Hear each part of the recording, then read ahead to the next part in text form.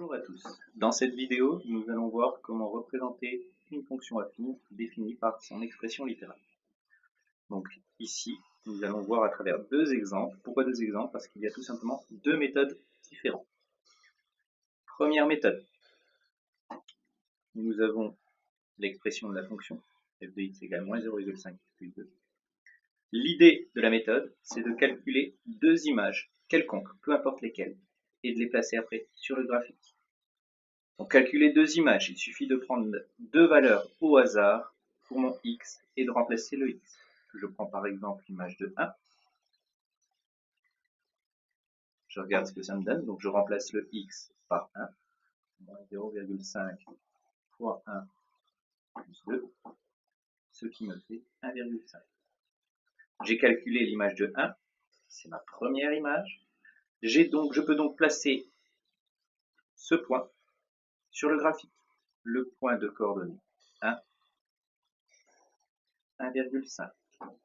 1 étant l'antécédent sur l'axe des abscisses, 1,5 l'image sur l'axe des ordonnées.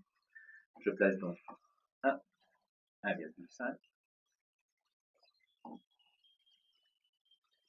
J'ai mon premier point ici. J'ai calculé ma première image, je vais en calculer une deuxième. Je calcule par exemple l'image de 2. Peu importe les nombres qu'on prend, ils seront ailleurs sur la droite, mais ils seront placés. Donc l'image de 2, moins 0,5 fois 2 plus 2, ce qui me fait donc moins 1 plus 2, ce qui me fait 1. L'image de 2, c'est 1. Je place donc ce point sur le graphique. 2 l'antécédent, 1 l'image. J'ai mon deuxième point qui est placé. Il faut savoir qu'une fonction affine, sa représentation graphique, c'est une droite. J'ai donc deux points, je peux donc la tracer.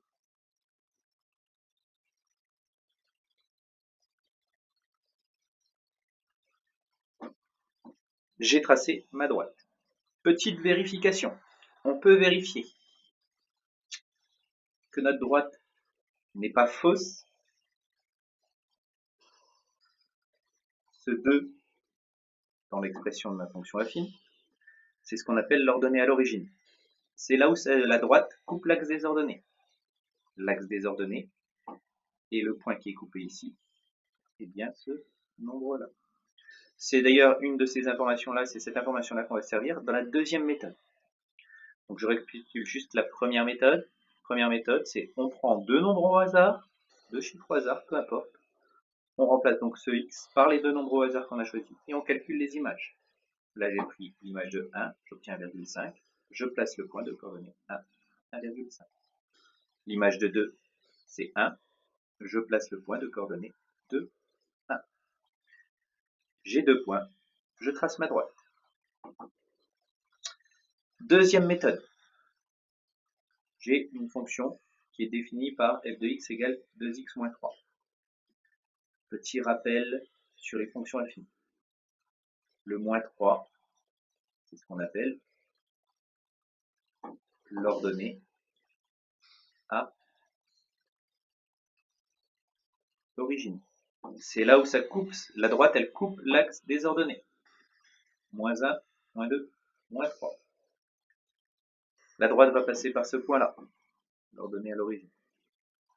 Deuxième chose qu'on utilise, c'est le coefficient directeur.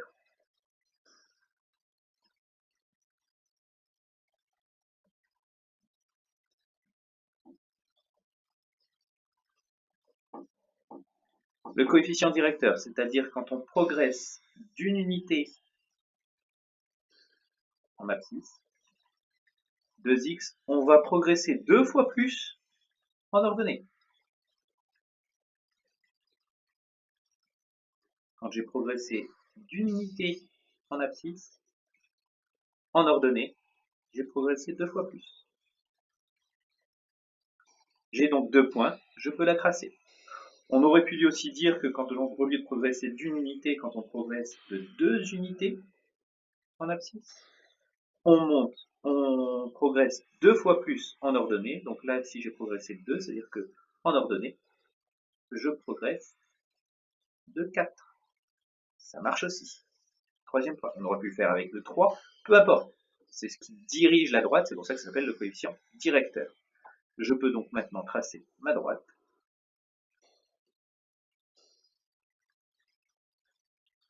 Passant par les points. On récapitule les deux méthodes. Première méthode, je prends deux nombres au hasard.